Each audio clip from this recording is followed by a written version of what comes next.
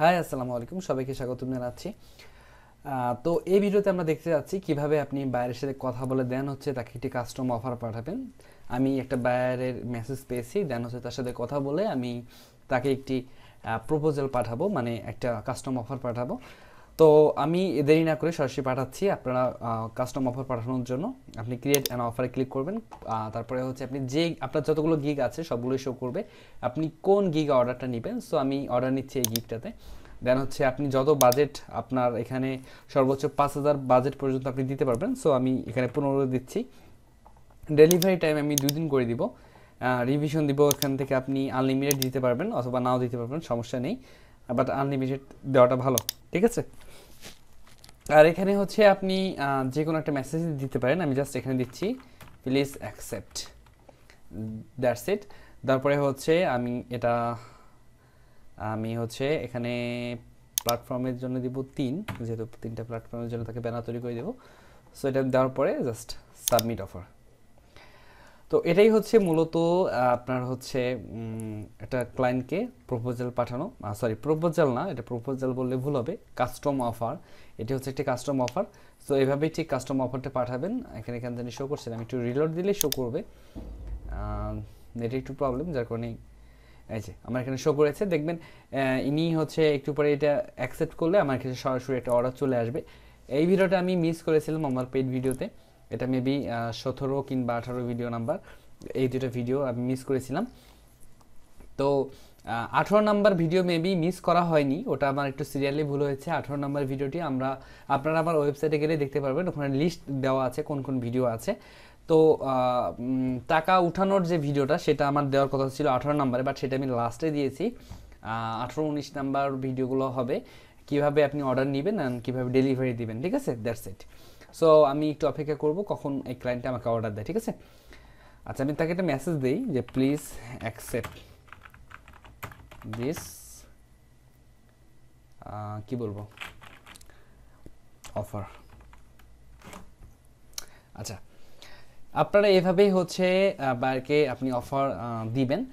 তার আগে হচ্ছে আমি যেটা সবসময় বলি যে ক্লায়েন্টের কাছ থেকে সবসময় বাজেট চাইবেন বেশি, সবসময় বাজেট বেশি চাইবেন। যেমন হচ্ছে এই বায়ারের কাছ থেকে আমি বাজেট বেশি চেয়েছিলাম, আমি অনেক কিছু বোঝানোর পরেও সে আসলে বাজেট বেশি দিবে না।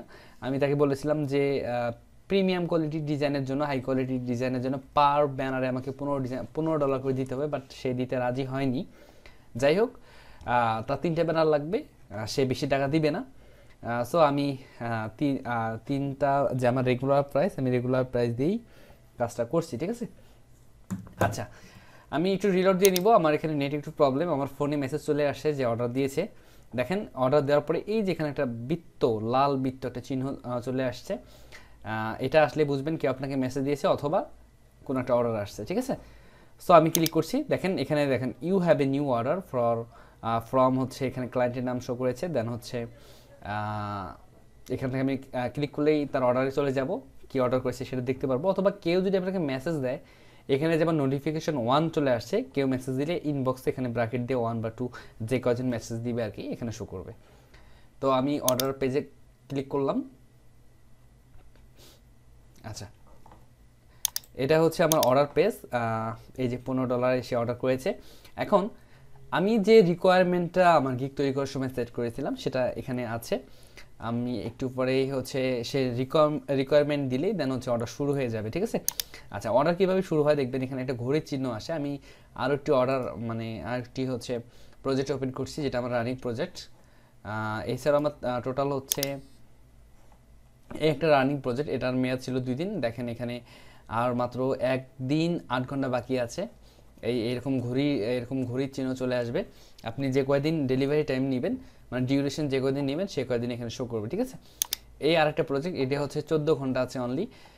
সো এটাকে আমাকে ডেলিভারি করতে হবে এইভাবে আর কি, ঠিক আছে। আচ্ছা, আমি একটু দেখি সে রিকোয়ারমেন্ট দিয়েছে কিনা। আচ্ছা, সে